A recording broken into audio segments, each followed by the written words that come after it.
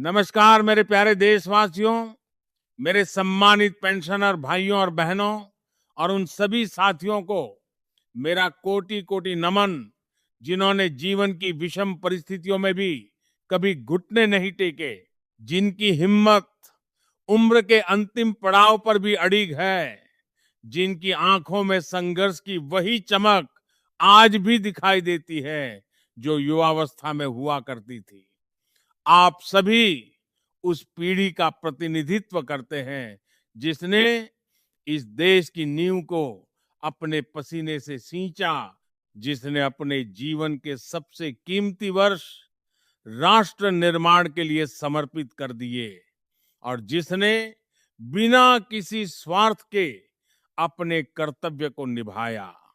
लेकिन आज जब हम इस सच्चाई के सामने खड़े हैं, तो दिल के भीतर एक पीड़ा उठती है, एक कसक उठती है कि जिन लोगों ने देश को बनाने में अपना पूरा जीवन लगा दिया, वही लोग आज अपने ही अधिकारों के लिए दर-दर भटकने को मजबूर हैं।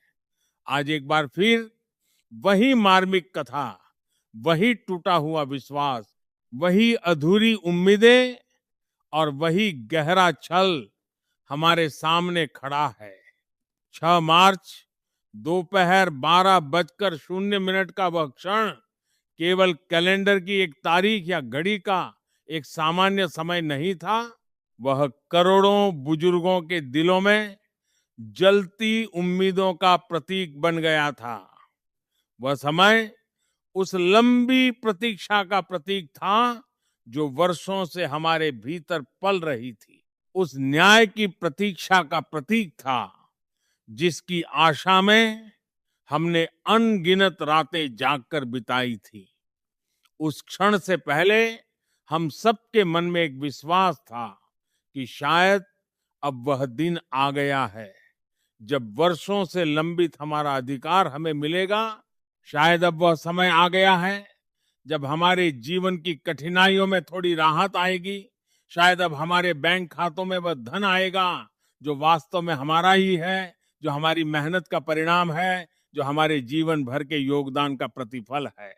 हम सबने उस वादे पर विश्वास किया था। हमने उन शब्दों को सच मान लिया था, जो हमें बार-बार सुनाए गए थे। हमें कहा गया था कि लाखों रुपए का हमारा लंबित एरियर हमारे खातों में आने वाला है। हमें भरोसा दिलाया गया था कि अब न्याय होने वाला है। हमें आश्वासन दिया गया था कि बुजुर्गों के सम्मान का ध्यान रखा जाएगा। उस भरोसे के साथ हमने अपने दिलों में उम्मीद की एक छोटी सी लौ को फिर से जलाया था। वह लौ शायद बहुत कमजोर थी, लेकिन फिर भी वह उम्मीद की रोशनी दे रही थी। हमने सोचा था कि शायद अब हमारी दवाइयों का खर्च कुछ हल्का हो जाएगा। शायद अब हमें हर महीने पैसों की चिंता में रातें नहीं काटनी पड़ेंगी। शायद अब हमारे घरों में त्योहारों पर थोड़ी रौनक आएगी।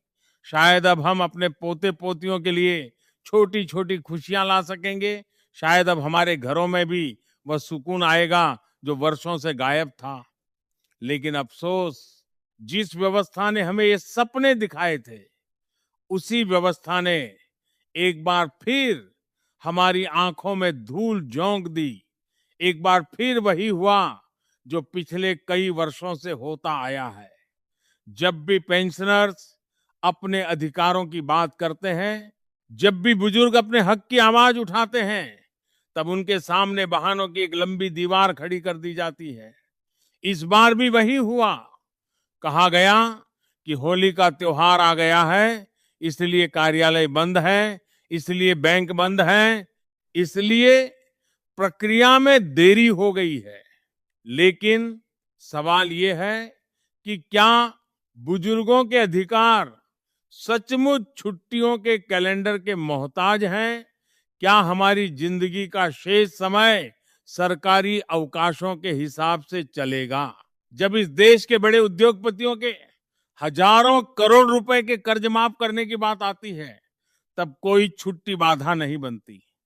तब रात के अंधेरे में भी फाइलें खुलती हैं, तब बंद कमरों में बैठकें होती हैं, तब फैसले बिजली की गति से लिए जाते हैं। लेकिन जब बात आती है एक साधारण पेंशनर के अधिकार की, जब बात आती है उस बुजुर्ग की जिसने पूरी जिंदगी मेहनत की है, तब अचानक छुट्टियां ये आ जाती हैं, तब अचानक प्रक्रियाएं धीमी पड़ जाती हैं। ये केवल एक देरी नहीं है, ये हमारे अस्तित्व का अपमान है, ये हमारी जरूरतों का मजाक है, ये हमारी भावनाओं का उपहास है। जब हमारे प्रेरणा स्रोत और हमारे मार्गदर्शक कमांडर अशोक रावत जी ने सरकार के प्रतिनिधियों के साथ बैठक की थी, तब उन्होंने पूरे साहस और स्पष्टता के साथ हमारी आवाज को सामने रखा था। उन्होंने अपने स्वास्थ्य की परवाह किए बिना लाखों पेंशनर्स की पीड़ा को शब्द दिए थे।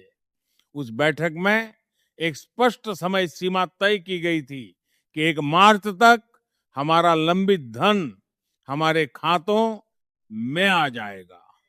लेकिन आज तक वह निर्णय कागजों में ही कैद है, फाइलों के ढेर में दबा हुआ है, सरकारी मेजों पर धूल खा रहा है।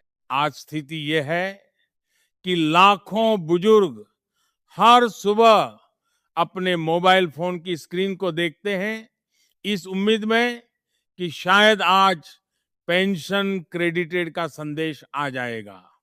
वह छोटा सा संदेश उनके दिल को सुकून दे सकता है, उनके घर की चिंताओं को कुछ समय के लिए कम कर सकता है, लेकिन वह संदेश नहीं आता। हर दिन उम्मीद टूटती है, हर दिन विश्वास कमजोर होता है, लेकिन सरकार शायद यह भूल रही है कि बुजुर्ग होना कमजोरी नहीं है। ये वही पीढ़ी है जिसने संघर्ष करना सीखा है, जिसने विपरीत परिस्थितियों में भी हार नहीं मानी। यदि यह अन्याय जारी रहा तो यह आक्रोश एक ज्वालामुखी की तरफ फट सकता है। यदि हमारे अधिकारों को लगातार टाला गया तो यह आंदोलन इतिहास का सबसे बड़ा आंदोलन बन सकता है, क्योंकि अब ये केवल पैसों की बात नहीं रह गई है, ये सम्मान की बात बन गई है, ये न्याय की लड़ाई बन गई है। आज करोड़ों पेंशनर्स के दिल में एक ही सवाल है कि आखिर हमारा अधिकार कब मिलेगा? कब वह दिन आएगा जब हमें अपने ही पैसे के लिए संघर्ष नहीं करना पड़ेगा? लेकिन हमें यह भी याद रखना होगा कि इतिहास में हर बड़ा परिवर्तन तब आया है जब लोगों ने अपने अधिकारों के लिए आवाज उठाई है। यह संघर्ष केवल आज का नहीं है, ये वर्षों से चल रहा है और अब ये अपने चरम पर पहुंच चुका है। यदि आज भी न्याय नहीं मिला तो यह आंदोलन एक नई दिशा ले सकता है। ये केवल एक मांग नहीं है, ये एक संकल्प है, ये एक प्रतिज्ञा है कि हम अपने अधिकारों के लिए अंतिम सांस तक लड़ेंगे। हमने अपनी युवावस्था इस देश को समर्पित की है, हमने अपने जीवन का हर क्षण राष्ट्र निर्माण में लगाया है, और आज यदि जीवन की संध्या बेला में हमें हमारा अधिकार नहीं मिलता तो हम चुप नहीं बैठेंगे। ये संघर्ष अब केवल एक पेंशन का संघर्ष नहीं रह गया है, ये सम्मान का संघर्ष बन गया है। ये उस पीढ़ी की आवाज है जिसने इस देश को खड़ा किया, जिसने हर संकट में देश के साथ खड़े होकर अपना कर्तव्य निभाया। आज वही पीढ़ी न्याय मांग रही है, अपना अधिकार मांग रही है, और यह अधिकार कोई भीख नहीं है, ये हमारा हक है, ये हमारी मेहनत का परिणाम है। इसलिए हम ये संकल्प लेते हैं कि चाहे कितनी भी बाधाएं आए, चाहे कितने भी बहाने बनाए जाएं, हम अपने अधिकार की इस लड़ाई को जारी रखेंगे। जब तक न्याय नहीं मिलेगा, जब तक हमारे खातों में वह धन नहीं आएगा जो हमारा है, तब तक ये आवाज थमेगी नहीं, ये संघर्ष रुकेगा नहीं, यह आंदोलन थमेगा नहीं, क्योंकि ये केवल हमारी लड़ाई नहीं है, ये आने वाली पीढ़ियों के सम्मान की भी लड़ाई है।